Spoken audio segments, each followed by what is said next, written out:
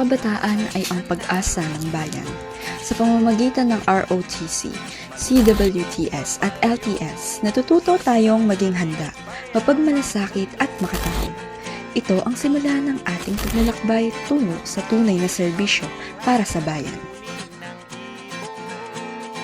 Sa pamamagitan ng ROTC, tinuturuan tayong maging disiplinado, maagap sa panahon ng sakuna at handang maglingkod sa bayan.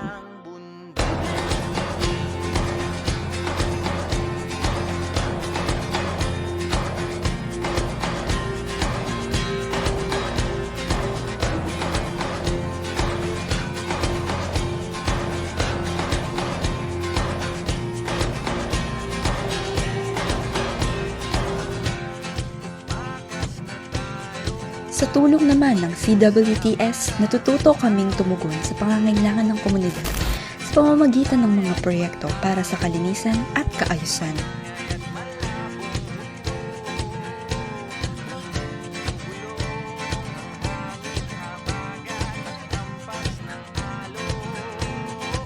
Ang LTS ay hindi lamang sa pagtuturo ng akademikong kaalaman, kundi pati na rin ng kabutihang asal at pagpapahalaga sa edukasyon.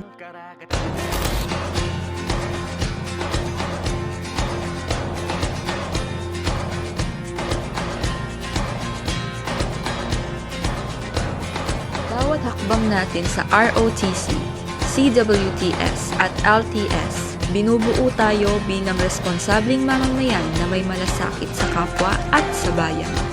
Sama-sama nating isabuhay ang diwa ng tunay na serbisyo para sa sarili, para sa komunidad at para sa Pilipinas.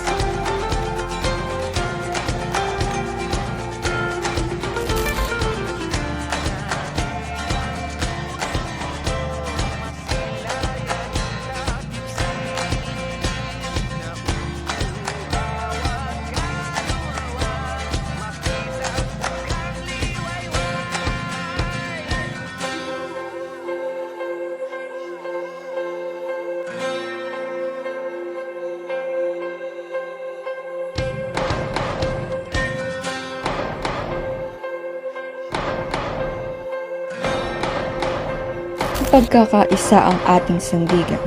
Sa bawat proyekto, sa bawat gawain, dama ang tibok ng iisang layunin, ang tumulong, hindi para sa sarili, kundi para sa kapwa. Sa sama-samang pagkilos, nagiging mas makabuluhan ang bawat hakbang. Hindi kailangan ng malaking bagay upang makapagbigay. Minsan, sapat na ang bukas na kamay, handang makinig, at ang pusong may malasakit. Sa community service, natututunan namin ang tunay na bayani ay ang taong tumutulong ng bukal sa loob kahit walang kapalit. Ito ang diwa ng pagkakaisa, magkaibang landas, iisang direksyon, ROTC, CWTS at LTS man. Lahat kaming naglalakbay sa iisang adhikain, ang maging liwanag sa gitna ng pangangailangan at pag-asa sa gitna ng hamon. Rescue Barangay Alasas! Iba ka, IBA!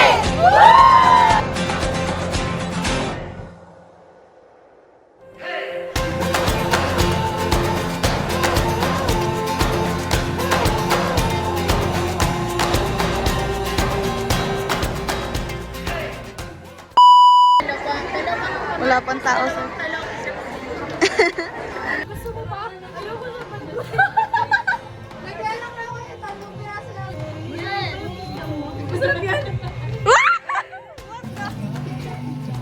Paano? Ay, natingin ako sa camera niyan. Ay, marami ako. Tatlo. 1, 2, 3, go. Kunyari lang to.